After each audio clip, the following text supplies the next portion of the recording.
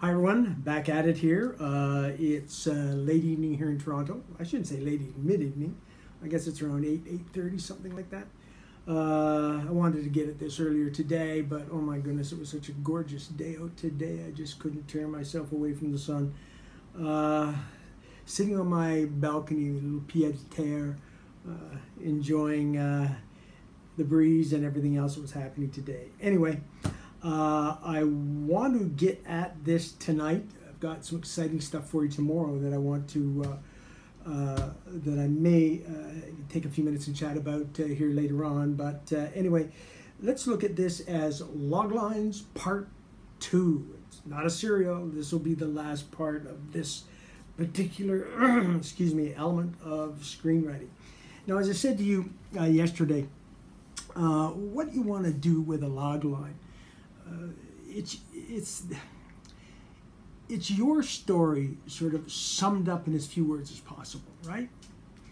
And keep in mind, again, it's a pitch tool. You're preparing the log line for insiders in the industry.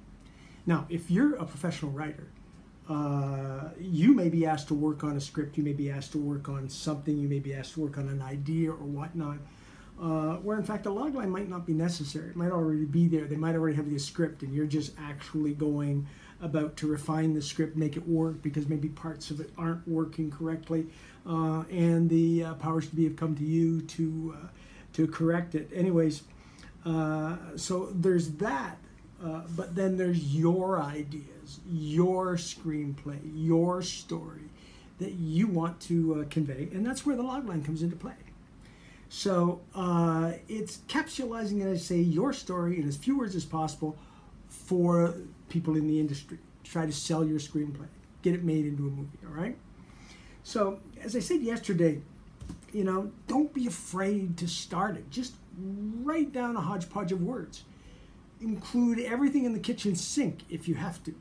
Don't worry about it being too long or short or ugly or cute or pretty or whatever the hell.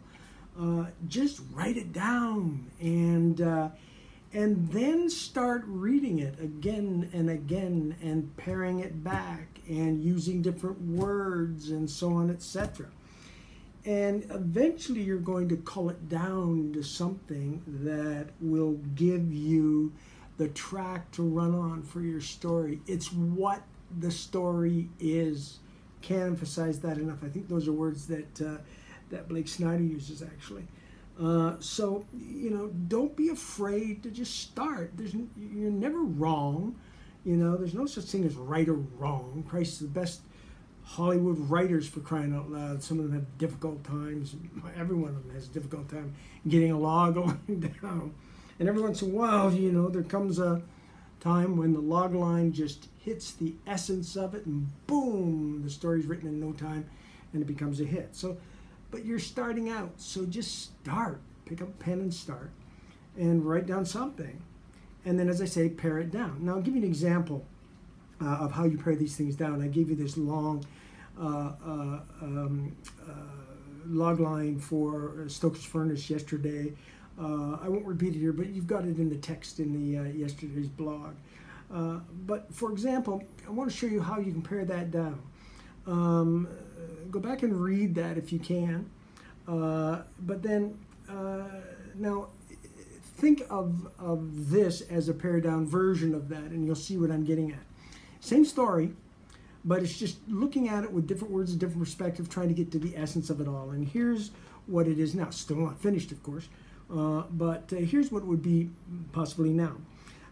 After the death of the son he abandoned at birth, the deadbeat, desperate for another hit rocker, discovers his estranged grandson is a singer-songwriter. Whoa, okay, so now we've got it down to one line. Still not totally satisfied with it as it is, in any way, shape, or form. I think it's missing some elements. And if I can't get this right, you know, this story won't be written, okay? It's got to be written based on the log line, so you have to keep at it until you say, yeah, that's something, that's compelling, that's cool. Even this, I don't think, is compelling enough. It has the irony, it has the conflict, obviously. The scope of it's there. Doesn't have the title. By the way, I'm not big on the title in the logline. Some people say, yeah, you gotta. No, but you know, again, you're allowed some license in this, some latitude. It's your piece after all, for crying out loud. So again, there's no such thing as a bad idea here, as long as you understand that it's open to suggestion, critique, and of course, even your own need to change it. So, but again, just start, okay? Pare it down, and you'll eventually get to it. But remember, it should have irony, conflict. You should be able to picture the whole story. You got to determine who the movie's for, what it's going to cost, and title, not so much so. So just keep it in that framework, and away you go. But you know, log lines are so damn important. I couldn't help but thinking last night after I was looking at the next blog I want to do about stories, and I thought, you know something, this is worthwhile doing a second part, and to get some additional information in your hand. A while ago, I met a guy here in Toronto, had a great chat with him and spent some time with him, Eliot Grove. You may or may not know Eliot. I think he's incredible, quite frankly. He's the founder of the Rain Dance Film Festival, and I believe in 1998 he also founded the British Independent Film Awards. He's quite an interesting guy, to say the least. He's an actor, I guess. He's a film producer. He's a director. He's he's a mentor. I mean, he's just so much, and he's been in the industry so well. He's a Canadian guy. I think he came from Guelph. He always wears sunglasses, so he has a bit of an eye problem, so he always wears sunglasses, so you'll always know Eliot when you see him. But he's a fascinating guy. And I would encourage you to Google Rain Dance and their website, and look at the library they have there for a lot of information. Christ, it's great stuff. And I remembered a piece about log lines that, and I couldn't remember who did it, and now I know who it was. It was James Burbage. I guess he was a consultant to Rain Dance at the time, but this was put out under Rain Dance, and they called it 10 Tips for Writing Log Lines. It's good. It's really good too. I mean, it's going to end up saying a lot of the same things that Blake Snyder says, but in terms of Save the Cat. But excuse me, in terms of looking at the same thing from a different perspective, it's always great, right? I won't go into detail in any of this, except to say there's an interesting little line in there called the difference between a log line and a tagline. This always screwed me up. I don't know why. It always screwed me up, and still does, quite frankly, because I have difficulty trying to differentiate between the two. Anyways, a tagline is a marketing device, a marketing tool. A log line is for the industry insiders. You're trying to sell your script. So the one that James used here always stayed with me, and it was the tagline for Alien. I thought it was appropriate because the new Alien's coming out again. Anyways, and the tagline was, "In space, no one can hear you scream." Holy shit! I remember that going way back. God, I can remember sitting in that movie, and the young woman I was sitting beside at the time, Christ almighty, in the opening scenes, she dug her nails into my leg, and I didn't realize until after the film that my leg was actually bleeding. Anyways, that was a hell of a movie. Oh my God. I was hiding behind the seats and I almost pissing my pants, to be honest with you.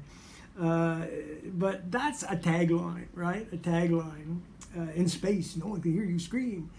Logline, totally different, all right? You got to look at the two. It is the essence of the film, the story, summarized in as few words as possible with all of the elements that are needed in the logline. Now, James goes on to say a logline must have the following: the protagonist, their goal, the antagonist, an antagonistic force. You know, again, read between the lines here. Don't get overly complicated with it. There is one interesting thing, though, that I should tell you about protagonist and antagonist, because this is really true about the Stoker's Furnace. You know, people think that the protagonist is the good guy and the antagonist is the bad guy. No, that's not true. The protagonist is the main character, and the antagonist works against the protagonist. So you could actually have, now I guess you can, again, it's a play on words, you can actually have the antagonist being the protagonist, the main character in other words, with the protagonist being the antagonist, the not so main character. So again, it's a bit of a play of words, but understand that it doesn't have anything to do with good guy, bad guy. And if you get locked up in that, you'll have trouble with your logline, or you may end up having trouble with your logline. So don't get caught up on that, please. He also says don't use a character name, right? As he says here, ex-superhero or something like that. Yeah, that's what you do. Don't ever use the guy's name. You know, because my first name is Charles. Ooh, I hate that name. Oh my God, I don't know why the hell I hate that name. I guess I don't like Charlie. Anyways, so just to punish myself, I guess, in every screenplay that I write in the role that I think I could play, guess what the character's name is? Charlie. Just a little sidebar there. Thought you'd find that interesting. He says, use an adjective to give a little depth to that character. Yeah, he's a drunk, or he's blind, or whatever it may be, right? Use a strong adjective for the character. Clearly and quickly present the protagonist's main goal, or main goal. Well, you know, that's pretty evident because it's that which is going to be at odds between the protagonist and the antagonist. Describe the antagonist as well. In the case of the one I just read you, the sort of pared down version of the first one we talked about yesterday, the protagonist is a teenage singer-songwriter, right? Teenage singer-songwriter. And the antagonist is desperate for one last hit alcoholic, right? So I mean, use your adjectives to describe both the antagonist and the protagonist. Make sure your protagonist is proactive, pretty self-evident. He's given a little write-up here, and again, all this text is going to be submitted in the actual text of this blog. If you can include stakes and or a ticking time bomb, do so. All right, I didn't talk about this yesterday, and I should. Ticking time bomb is really good. In the case of Stoker's Furnace, I originally had the character in my mind, at least when I was writing the logline, dying. And that was what instigated his travel back. And therefore the conflict in meeting this, I originally had it as a son, not a grandson. I had some people advise me on the script and said I should change it to grandson instead of son. I don't know if that's still. I went along with it, and you know, sometimes you regret what you do, and I think in this case I've regretted what I've done, and I may have to go back in and change it because it just doesn't make any sense to me. So all of these things are tumbling over my mind, obviously, but some suggestions, although you know, well intended. And you like them at the start because maybe they're coming from somebody whose opinion you respect, sometimes just don't work. Anyway, so ticking time bomb, someone's dying. Ticking time bomb, there's a bomb ready to go off somewhere, whatever it may be, right? Setup, that's pretty straightforward. He describes it here. Setup, he's got one thing down here. In a world where all children are grown in vats. Okay, that's a pretty interesting setup. That's got obviously a bit of a sci-fi film, so that's the setup. But it could be as simple as, you know, the family bar, right? The setup, all right? So don't get too at odds with that, but just keep it, you know, as simple as you can. Don't tell the story, sell the story. Of course, that we said yesterday too. You've got to sell the story. Keep in mind that the logline is exactly that. It's a pitch tool to insiders to sell your script, okay? He also said something here in a bonus which I cannot agree with anymore. It's so important. If you can't write a decent log line of your idea before embarking on the script, then maybe you should reconsider writing the thing at all. Okay? That is exactly what it's all about. You don't pick up your pen and start writing the screenplay until you really have the log line nailed and the story clear in your mind, okay? So that is thanks to Rain Dance, Eliot Grove, Richard Burbage, etc. It's just another perspective, but very important. Again, read this stuff. Take it to heart. Keep going back to it. Don't commit it to memory, but keep going back to it every time you do a draft of your log line and say, is this getting better? Is this clear? You know, and look at all the reasons. And eventually, one day you'll wake up and you go, oh, I get it. You know, maybe a week, maybe a month, maybe a year, but don't, you know, fret. You know, and you can have as many log lines going at the same time as you have stories in your head. So, you know, don't let any of that hold you back. Now, there was one thing I wanted to share with you today. I'm getting pretty excited about this. I've not talked about this before yet, but I've been working on a screenplay for a while, and it's in its draft form now. And you know, quite frankly, I don't know whether this screenplay is ever going to be done, because it requires a personality, an entertainment personality, to be part of it. And of course, they could kibosh it all. But you know something? I just felt so good about this story. I just think it's like so, for me, it's just like so bloody important. It has all of the elements for me that makes it work.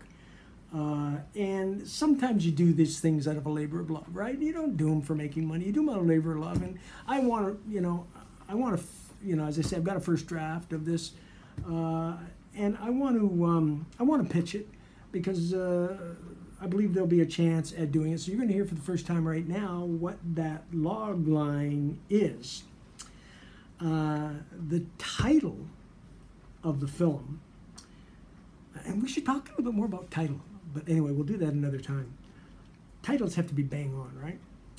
The title of the film is I Want to Be a Pip. Now, a lot of you aren't going to know this. You're probably all too young. Maybe this is a little more for us baby boomers or whatever. But here's the log line. A 10-year-old boy sets out to prove his white grandpa's claim that he was an original Pip singing backup for Gladys Knight. I just love that. You know, I just love that thought. You know, God, ever since, I guess it was the mid-70s, Midnight Train to Georgia, woo, woo, you know, oh my God. That song was the beacon for every baby boomer, mid-70s, teenager, whatever, in love, Midnight Train to Georgia. God, incredible song, sung by the incredible Gladys Knight and the Pips, P-I-P-S. So here I got this idea because, quite frankly, I thought, wouldn't it have been great to be an original singer for the Pips? But I'm white. This is soul music, beautiful music. And, you know, I wouldn't be able to do it justice anyways. But I thought, what if, what if, what if? So, anyway, on the basis of that, I got it started, wrote the log line, loved it, and I can't stop. So now I've got the draft done. I want to polish the draft a bit, have someone maybe polish it. I've got to talk to a few people about it. And then, of course, the next step, I guess, would be to have my agent give Ms. Knight's agent a call or business manager a call and see if we can get her on board. I mean, it would certainly do her justice. It's a lovely story. We'll talk a little bit about this tomorrow, but it's a quest. And it's something that I'll keep you posted on, along with other things that I'm working on. as I get to the point where I can share it. There's something else we're going to have to talk about. When you get your draft done, you're going to have to register it with the Writers Guild of America and or the Writers Guild of Canada. It costs me about $30, $35, something like that, or even less. But you want to do it because that protects your idea, right? So don't share your log lines with anybody. Don't share your log lines until such times as you've got them to a point where you'll write them. When you've got the draft done, register the draft, okay? Make sure you're protected. So, tomorrow I'm going to talk about the hundreds of thousands of movies made, and yet guess what? There are only, according to Christopher Booker, 7 basic plots. That's it. That means the hundreds and hundreds of thousands of movies are broken down into 7 different types. Blake Snyder says 10, but we'll talk about that tomorrow as well, okay? Anyway, I hope that clarifies. We're off of log lines now, and we're moving on to stories tomorrow. You take care. Thanks for your time. Good night.